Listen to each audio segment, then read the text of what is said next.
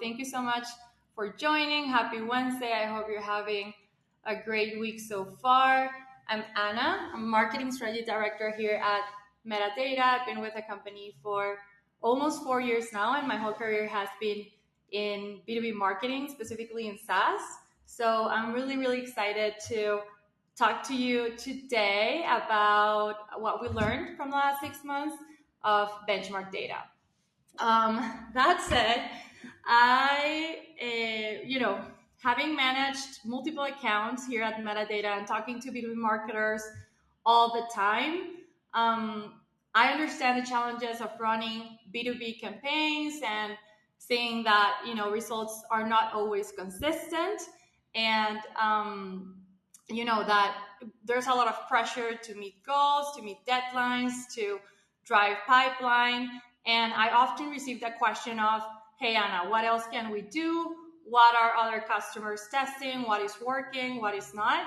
And today we're going to share some of the findings and the insights from our own data. So if you have any questions, please feel free to put them in the chat, in the Q&A, and I'll be answering them at the end of this presentation. So let me share my screen really quickly.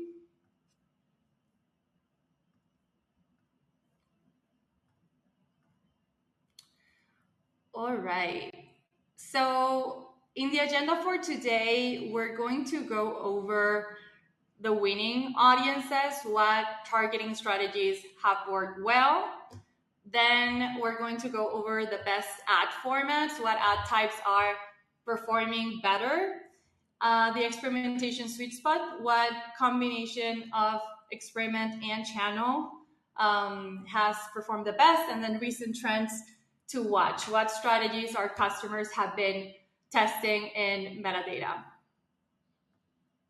So kicking right into winning audiences and targeting strategies, the first thing that I want to say is that this data is between Jan 1st, 2024 and July 31st, 2024. Right? So basically the last 6 months. One thing that didn't surprise me at all when looking at this data is that retargeting was the one, especially from LinkedIn native, was the audience driving the best ROI results with 21x, okay, from triggered opportunities. What is a triggered opportunity? Every single company measures it differently, but for this purpose, it's basically if an ad conversion event, meaning a lead hand raiser, was directly part of a sales opportunity in Salesforce, okay, or in HubSpot CRM. So retargeting was the best one. The second one is the contact lists, which was super surprising to me, right? I wanted to investigate more why or where these contacts were coming from. And I found out that, first of all, ICP contacts from email programs are responding very, very well to bottom of the funnel offers like demo or free trials, and are driving pipeline with an ROI of 4x. So that is super, super important. The second one is strong purchase intent contacts. So if you are working with a high intent tool like Spotlight or others, and you have that data in Salesforce and you have those contacts in Salesforce, you can pull them into metadata and build contact lists to use them as audiences for your offers or for your campaigns. And then finally, and to me, the most surprising and exciting one, and is close lost opportunity contacts. So basically, you can build an audience using contacts from those opportunities that are now close lost for a specific reason. It can be timing, it can be pricing, and you can use that to build a contact list and target those contacts from those specific opportunities and use them in your campaigns. And then one that I missed talking about was the firmographic meta match. So for LinkedIn, a lot of our customers use the LinkedIn native capabilities, which are very, very good to drive pipeline. But the meta match firmographic one has also an ROI of 6x. right? So building ICP-based audiences using MetaMatch has worked pretty well for our customer database. One thing that I want to bring up here specifically for Salesforce contact lists is that it's important to consider the size of those email lists, right? Because the minimum match size for LinkedIn is 300 contacts, and for Facebook is 1,000 contacts, right? So if you have a list of 500 or 1,000 or 2,000 emails in Salesforce, once you build the list, the match will not be 100%, match size. So it's super important to consider the amount of emails that you have, so your costs don't go like crazy high, and you have a pretty a decent contact size to use from Salesforce. If you look at this, the CPM for Salesforce contact list is $100, which is pretty high compared to all the other ones, but the ROI at the end of the day, makes it worth it. Again, if you have any questions, put them in the chat. The second one that we're going to review is the channel breakdown. So basically, we investigated the three main channels that we have: LinkedIn, Google Ads, and Facebook, and we found efficiencies in each of them. For LinkedIn, with their own native criteria, the cost per marketing qualified lead is the lowest across all channels, right? And the ROI for triggered and influenced opportunities is pretty decent as well. So it's very, this is a channel that is highly effective for reaching high intent audiences in a native advertising format. Then we have Google Ads. Google Ads has the highest triggered opportunity ROI of 7, okay? And this suggests that Google might effectively capture leads that are closer to a purchasing decision. And then finally, Facebook. The cost per MQL on Facebook was the highest one with 1.3, okay, right, to generate a marketing qualified lead from that channel.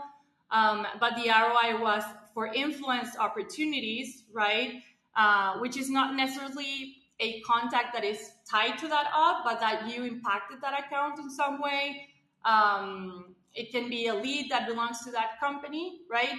And that ROI is of 31x from Facebook, okay? So the conclusion here is that Facebook might be like a very good channel to influence decisions down the funnel, but not necessarily to directly impact the opportunity. So it's a very good channel to run nurturing campaigns, brand awareness campaigns that educate your potential customers.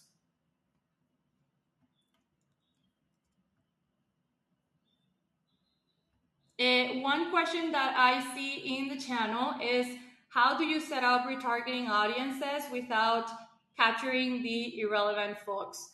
I think that's an amazing question.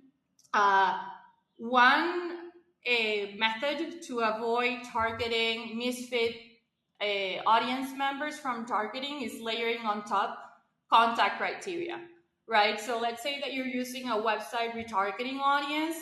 There's the option to also layer on top a criteria like location, job titles, job function, seniority, employee size, and all of those ICP filters that will allow you to target the right audience member from that retargeting pool.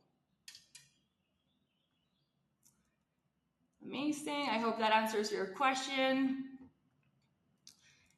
In terms of best ad formats on LinkedIn, we're seeing that conversation ads has a strong pipeline influence.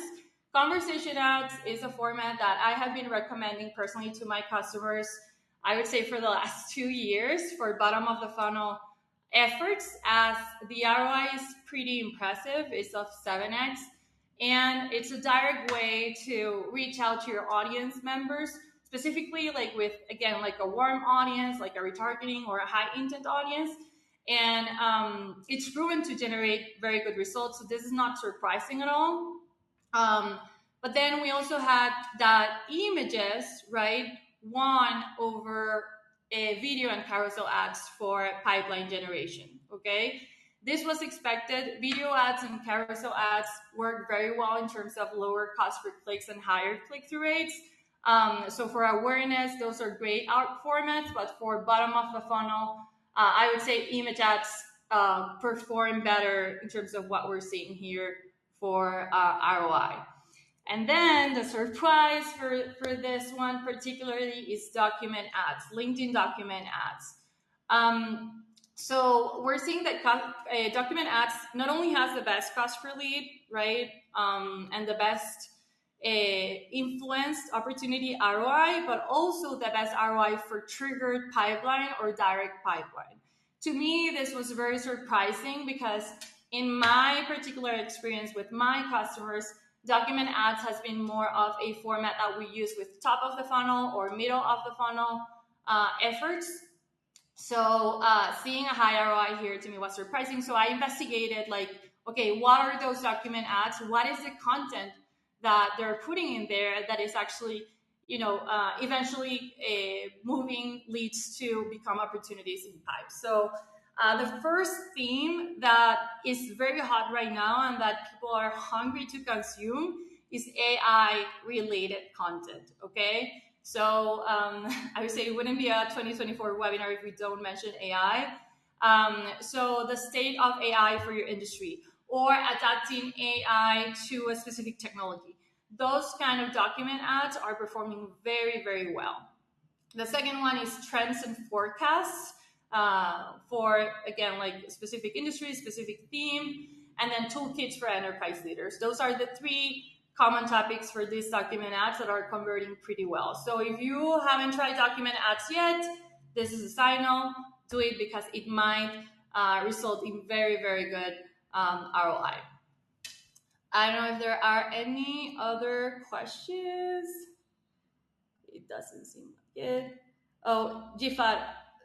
So I see one here. Would you recommend document ads or combo ads for brand awareness or just video and image? I would recommend, I think that's an amazing question. I think that document ads for brand awareness, we can definitely run them, right? It's an easy way to consume the PDF, the ebook, the white paper that you're running or that you're promoting. And if it's like a cold piece of content, like a listicle or an article that talks about the benefits of your product, like I would never gate that. So 100% use document ads. Convo ads for brand awareness, I personally have never tested. If someone has, please put it in the chat and we can definitely take a look or discuss it forward. And then I see another question. Fernanda, does that data mean that Google has more qualified leads or just that Google has more leads closer to an opportunity? How does LinkedIn leads differentiate from that? So I think that's a great question, Fe.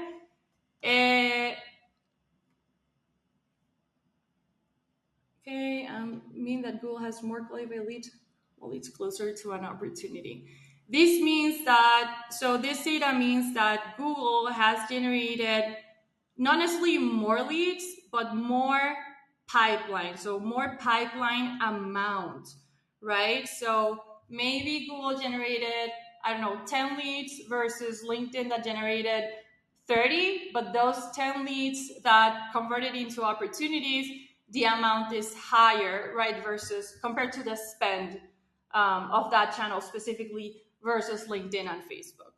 Okay, so not necessarily it's more leads, or leads that are closer to an opportunity, but more pipeline tied to those opportunities.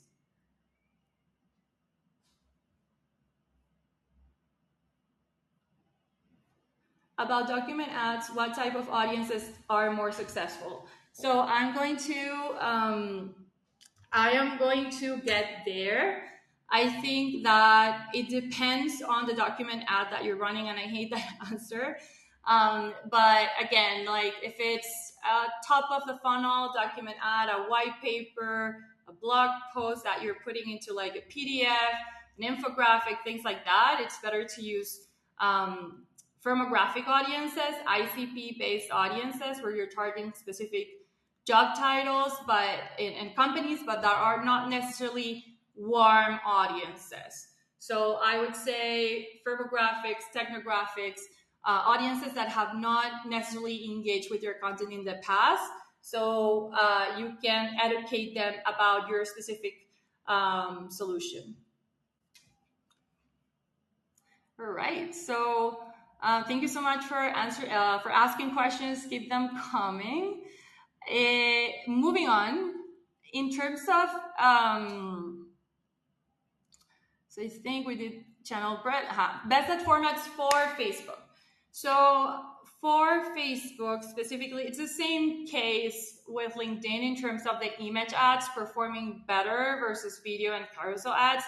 As you know, on Facebook, we don't have conversation ads, or we don't have document ads yet for this type of campaigns.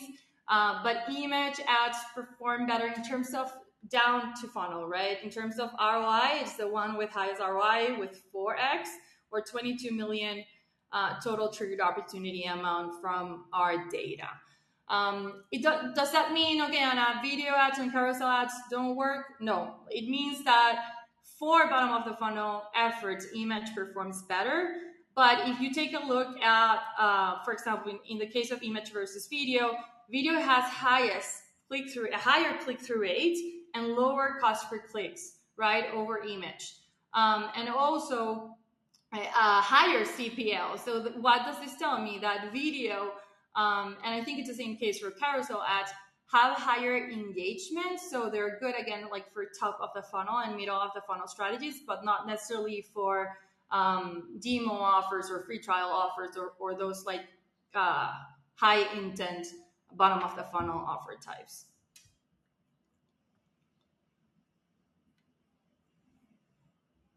Cool. Any other questions?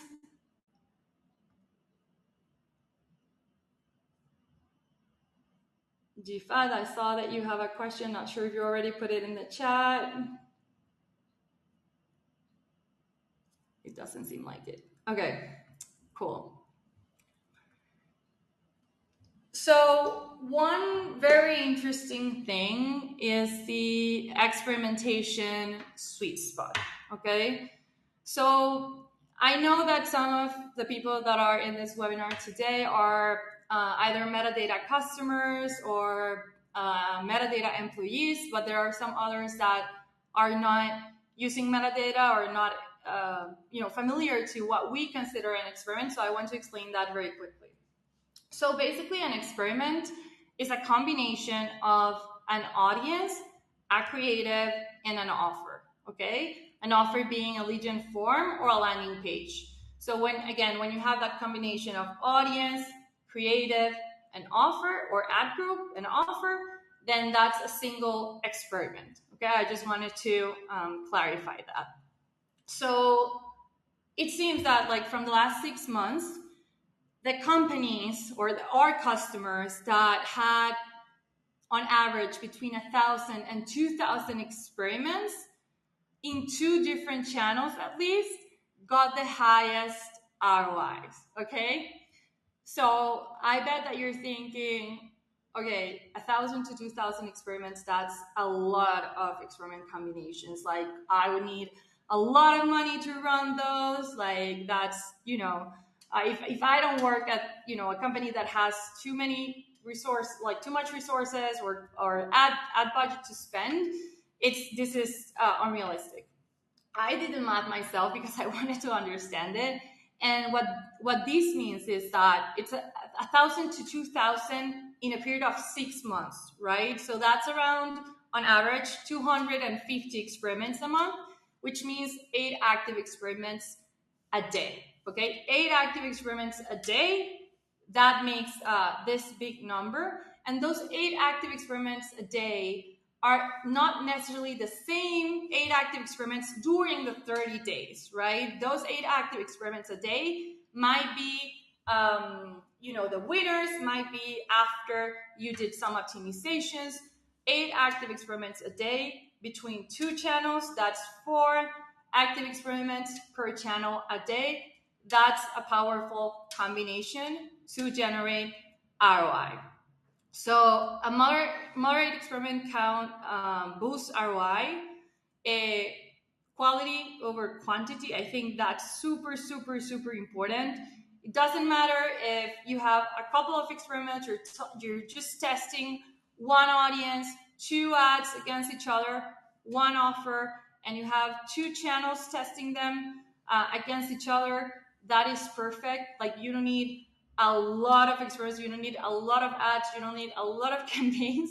As long as you have presence in multiple channels and you have an experimentation that has intention behind it, I think that's the right combination. That's a powerful move for you to have.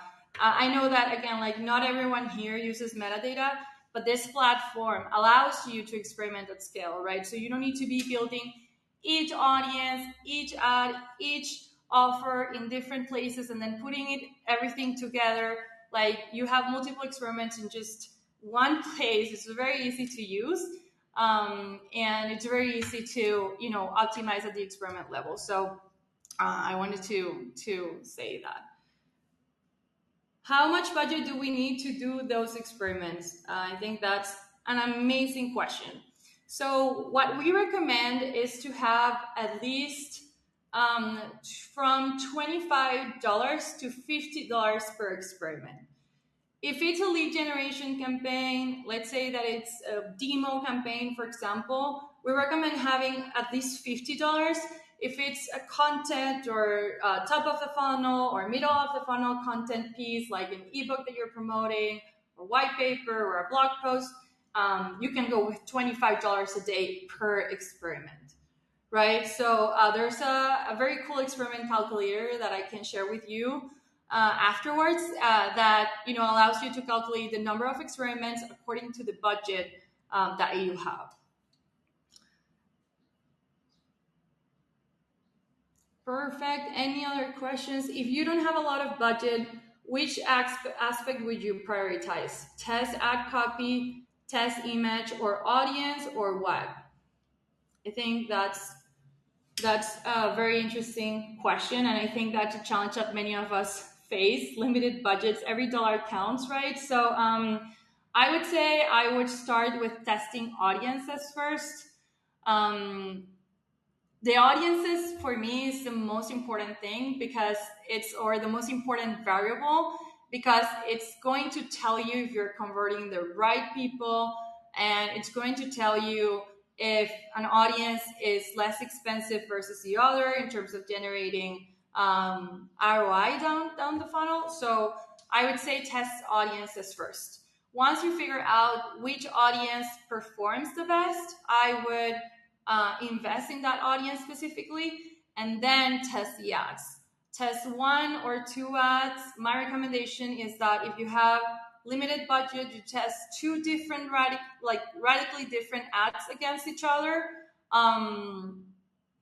And like, for example, if you have two ads, like, try to test like radically different backgrounds, radically different fonts, radically different graphics, like everything very, very different from each other. So once you know which one performs the best, then you invest more, then you pause the other one and you invest more in creatives that are similar to your top performing one. And then, well, for formats, it depends on really what you want to do. I think the most common test is native lead gen forms versus landing page form offers. What we've seen is that native lead gen forms have higher conversion rates usually versus landing page offers. But sometimes for some of our customers, landing page offers, even though they have higher cost per leads, they usually convert better down to funnel with demo or free trials. So yeah, I would like to have that budget calculator template. Absolutely. If you can share your email, I'll definitely share that with you. How many ads do you believe would be an ideal number for an A/B test? Would two be enough? Yeah, I think that if you have two ads but again, they are radically different and you really want to test them against each other, I would say 2 ads is more than perfect. Amazing. Thank you so much for all the questions. These are really good.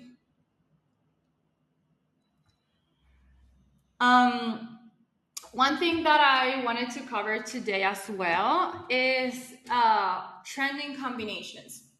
So these are not necessarily from our benchmark report from the last 6 months, but combinations that our customers are trying today, meaning the last month or two, that are showing promising results. Okay, I wanted to give that, clarify that. So the first combo to watch is a short conversation ad message with a retargeting audience. Okay, so conversation ads, have been hot for a while. They have performed well for, I would say, years now. But what I see often from my customers is that sometimes they invest heavily on a campaign type or an ad format, and that historically performed very well, but then out of the sudden it stopped performing as well, or it stops driving the desired outcome. So, and they want to test new things. So this conversation ad message is just one message. You don't have like this long workflow. It's just one message where from the beginning, you introduce yourself and you talk about what your company solves. Like, what is that problem and what is that solution that your company solves? And then you say, skip the challenges of this pain point with the right support expertise by your side, which is us. And then we will help you scale your company. Right? And then it's just simply, hey, Anna, would you like us to arrange a customized demo with one of our experts? Okay, that's the entire message. If the person clicks on no, thank you, that's it. We're going to say, no worries, thank you. Here's our website if you want to look at it, or here's a case study if you want to take a look at it. If they click on yes, let's book it, then the lead gen form will pop up and they will be able to submit their information for your team to contact them for a demo. But what I've seen is that the simpler the conversation ad is, the shorter it is, the more straightforward and clear on how your solution will help them with their pain points or problems.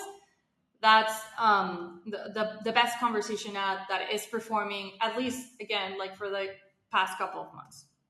And then this is not like, okay, I have the conversation ad. What is the audience that I should use? I think it's super important that with bottom of the funnel offers like this one, in this case it's a demo, but if you have a free trial or if you have, another like, bottom of the funnel offer, it's super important to use warm audiences, okay? So if you go and use a firmographic audience or an account list using employee size and job titles and job function and seniority, but this audience has not engaged with your content in the past or does not know your company, they'll probably ignore this message, right? So it's super, super important that you have a warm audience here that has in the past either visited your website or engaged with your content or submitted a lead gen form from in the past, like from a top of the funnel or middle of the funnel offer. So they are more ready to convert because they have already engaged with your content in the past. That's like from the retargeting piece. So LinkedIn has multiple options. You can retarget by company page followers or conversation ad openers from the past, or document ad engagers, event attendees, lead gen form opens and submissions, people that have clicked on your images, people that have visited your website. You can even select specific landing pages to build those retargeting audiences.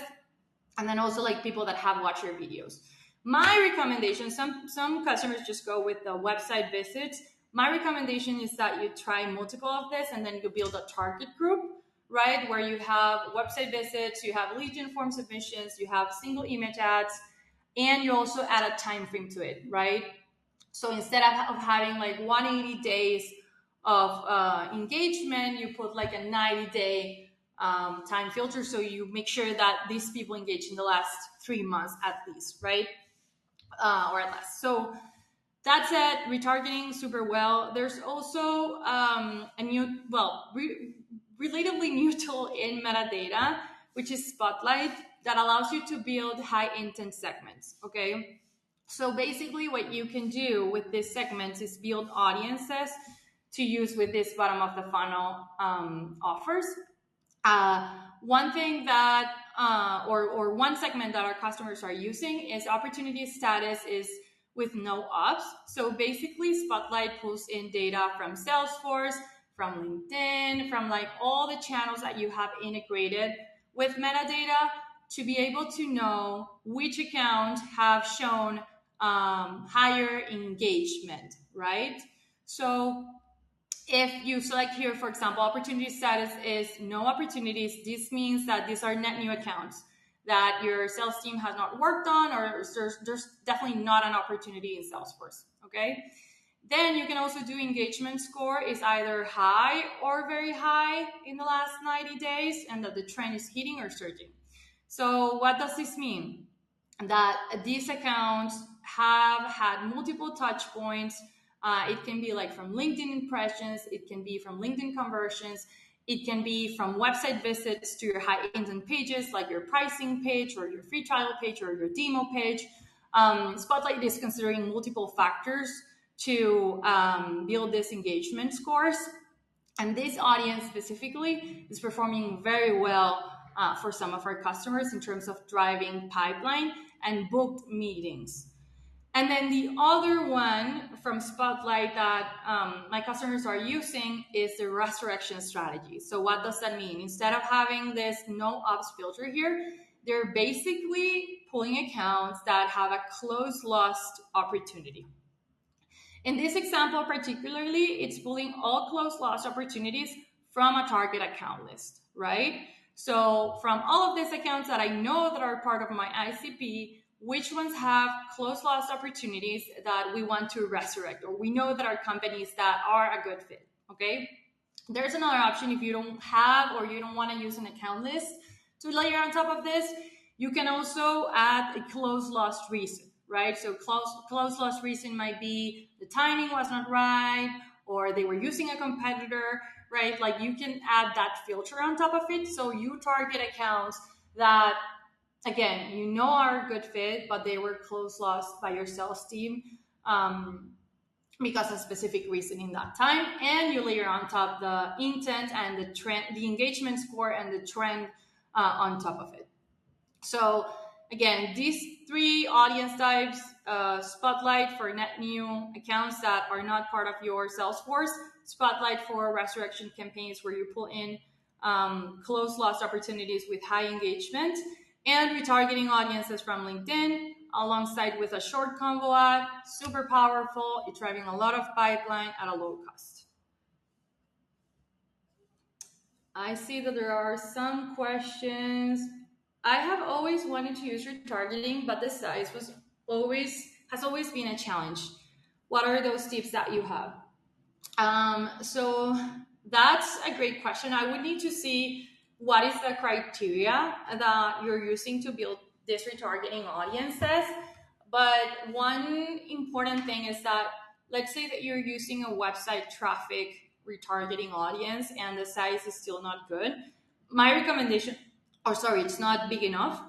My recommendation is you add another audience on top of it, like with an or criteria. So it can be website traffic or, for example, Legion form openers or people that have clicked on your images in the past. So you make the audience bigger. So you have a good enough size to use that retargeting audience. So basically, what you need on LinkedIn is at least 300 members that are part of that retargeting group. So yeah, like combining retargeting audiences website with single images, with Legion form engagers, with company followers. Those are all like, that's a good strategy to get a good enough audience size for retargeting. There's another one. How are most of your customers reporting pipeline? Is it full value of the opportunity based on an estimated customer life cycle? If it's a $10,000 annual deal, an average customer lifetime is 3 years, they report 30K, or first year expected revenue, etc. That's an amazing question. Most of my customers are using ARR as the value, so annual revenue, to count for the ROI. But again, as I mentioned at the beginning, every customer does it differently. I would say it depends. And it's basically ARR, the main KPI or number that they're using.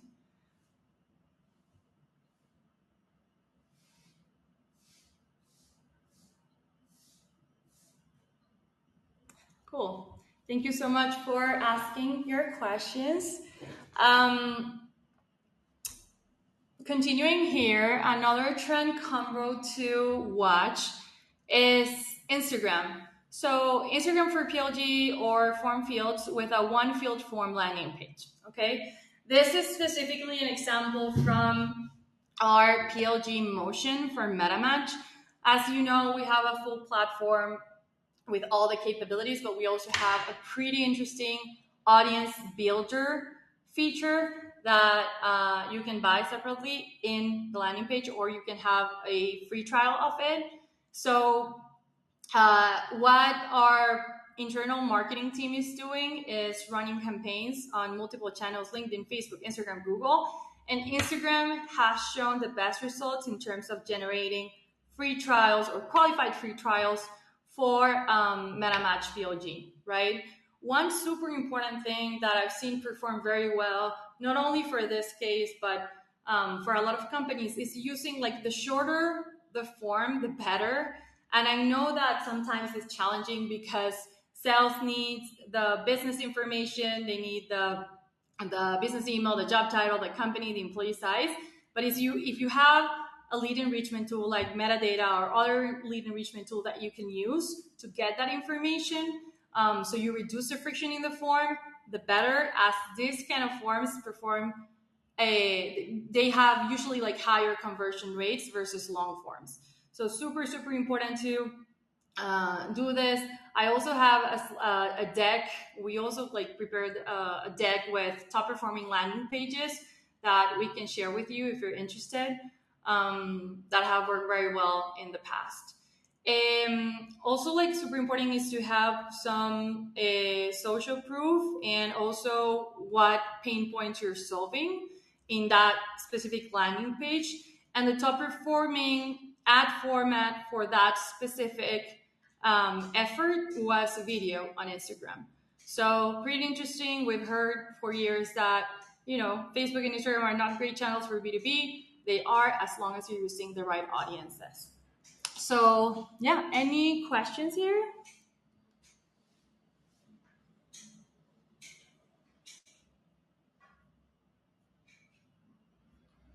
It doesn't seem like it. Okay.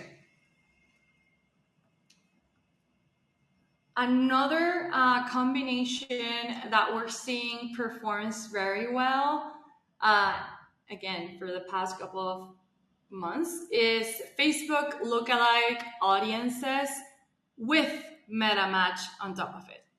Okay, so what happens? In metadata, you can build Salesforce closed won lists or pull them in from your Salesforce CRM, right? These are dynamic, which means that if a company has an open opportunity and then that company signs with you and becomes a customer, you can be like, that company will be added to this audience dynamically. So you don't have to be recreating these audiences over and over again, okay? So you can build that Salesforce close won audience and then use Facebook lookalike tool to create a lookalike audience from your close won accounts. Okay. So you do that, you build that account list, and then you layer on top the ICP criteria like job titles or seniorities or whatever is that contract criteria that you want to add on top. So you make sure that you're not targeting absolutely everyone from those companies, but just the right people or your potential decision makers, right? So Salesforce Close One plus lookalike, or you can also create a lookalike audience from your website traffic, from people that have visited your high intent pages, or from ICP. Okay, so we also have our own, basically our own lookalike audience type in metadata, where when building a firmographic audience, you can select a list of job titles that have been marked as marketing qualified leads in the past to build an audience. So if you, let's say you click here in the platform, you will see all the marketing qualified leads job titles, and you can build an audience using that, or even select the job titles from contacts that have been either tied to an influenced opportunity or a triggered opportunity in pipeline. So you make sure that you're building an audience with the right job titles from the start and pulling data from your own CRM. So yeah, I think this is the last one that I had here. I see there are two other questions. What is the average CPL benchmark for gated content? I have that data. I think, actually, let me open our benchmark report. It's here. Sorry, one second.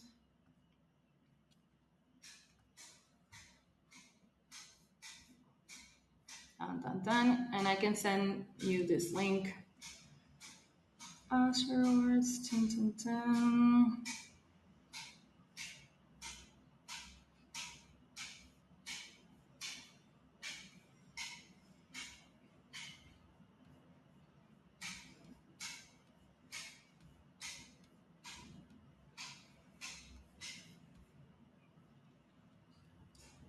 Yeah, this is CPL for demo versus webinar. You can see the benchmark here. CPL by audience size, CPL by channel, LinkedIn conversation ads. Let me check.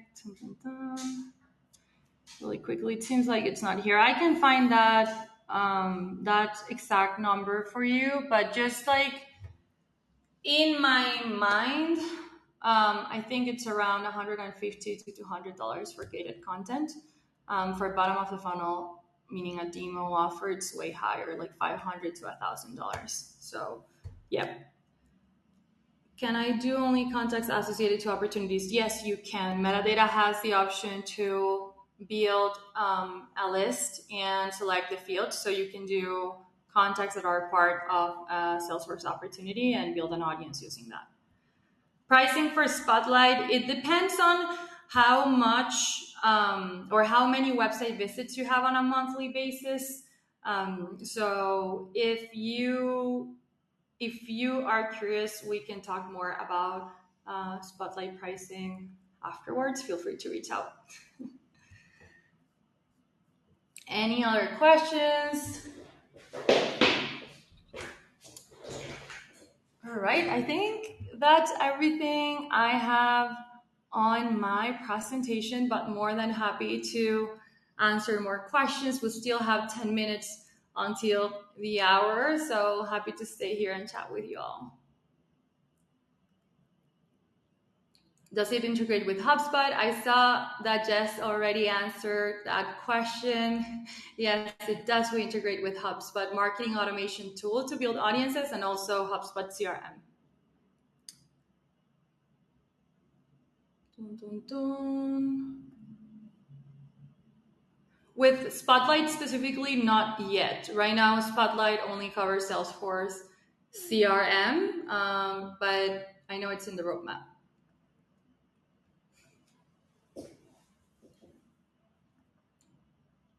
Any other questions?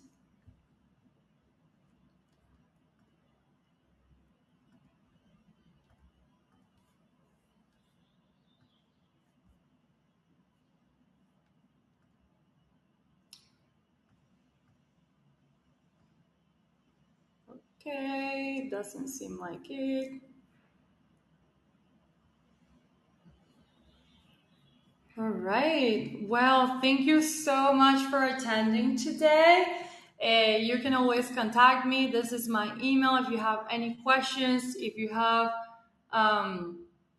concerns or anything that you need. Really, you can reach out to that email and we can talk more about Spotlight or the experiment budget calculator or any questions that you have related to this webinar. Thank you so much, and yeah, I hope you have a great rest of your day. Bye.